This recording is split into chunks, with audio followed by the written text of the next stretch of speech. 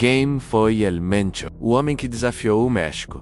Imagine comandar uma das organizações mais temidas do mundo. Imagine ser o homem mais procurado de um país inteiro. Imagine ter seu nome sussurrado nas ruas, temido por rivais e perseguido pelo governo durante anos. Hoje você vai entender quem foi o Mencho, o líder que transformou um grupo criminoso em uma força que abalou o México e chamou a atenção do mundo. Nemesio Oseguera Cervantes, conhecido como El Mencho, não nasceu cercado de luxo ou poder. Sua história começa de forma comum, em meio a dificuldades e poucas oportunidades. Como muitos jovens de regiões marcadas pela desigualdade, cresceu em um ambiente onde o crime organizado já fazia parte da paisagem. Aos poucos ele entrou nesse mundo e nunca mais saiu. Antes de se tornar líder, o Mencho passou por diferentes grupos. Ele observava, aprendia, entendia como funcionavam as rotas, os contatos e a lógica do dinheiro. Com o tempo, mostrou habilidade para organizar pessoas e impor respeito. Não era apenas mais um integrante, ele queria mais. Por volta de 2011, surge com força o cartel Jalisco Nova Geração,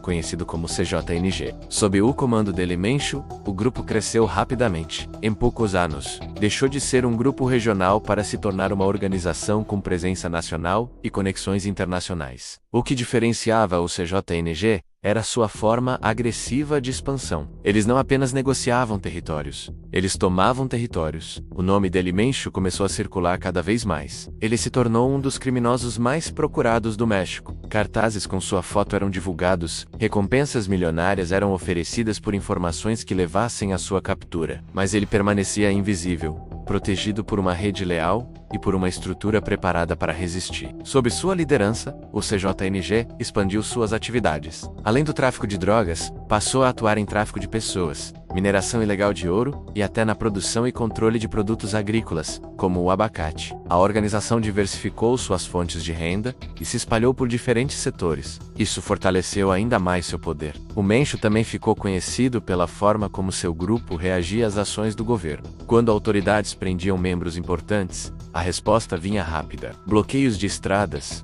incêndios de veículos e ataques coordenados se tornaram marcas registradas.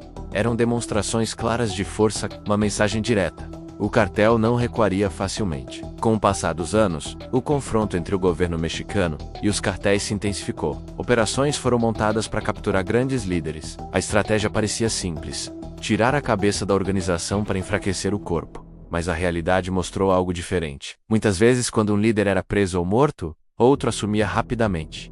El Mencho se tornou símbolo dessa resistência. Durante anos, foi alvo constante das forças de segurança. Seu nome era associado a poder, violência e expansão. O CJNG ganhou fama de ser um dos grupos mais temidos do país, conhecido por ataques contra autoridades e rivais. Em fevereiro de 2026, a notícia que muitos consideravam improvável aconteceu. El Mencho foi morto pelas forças de segurança mexicanas. A operação foi vista como um grande triunfo do governo. Finalmente, o homem mais procurado havia sido alcançado. Mas o que aconteceu depois mostrou que a história estava longe de terminar. Logo após sua morte, cidades como Guadalajara mergulharam no caos. Veículos foram incendiados, estradas foram bloqueadas. Ataques se espalharam por diversos estados mexicanos, incluindo a capital. Era a reação do grupo à perda de seu líder, uma demonstração de que a estrutura continuava ativa. Especialistas apontaram que a morte de El Mencho tinha enorme valor simbólico. Ele era a face do cartel, mas a organização era muito maior que um único homem. O sistema de rotas, contatos e distribuição permanecia funcionando. A cadeia de fornecimento não desapareceu da noite para o dia. Isso levanta uma reflexão importante. Será que eliminar um líder é suficiente para desmontar toda a estrutura? A história recente mostra que não é tão simples. O cartel de Sinaloa, por exemplo, sobreviveu à prisão de Joaquim Guzmán, conhecido como El Chapo, e continuou operando. Os cartéis aprendem com o tempo. Eles se preparam para perdas, criam planos de sucessão, treinam pessoas para assumir o comando se necessário. El Mencho era alvo há muitos anos. É provável que o CJNG já tivesse estratégias prontas para esse cenário. Outro risco surge nesse momento de transição. Disputas internas pelo poder podem aumentar a violência. Grupos rivais podem enxergar uma oportunidade para atacar territórios antes controlados pelo CJNG.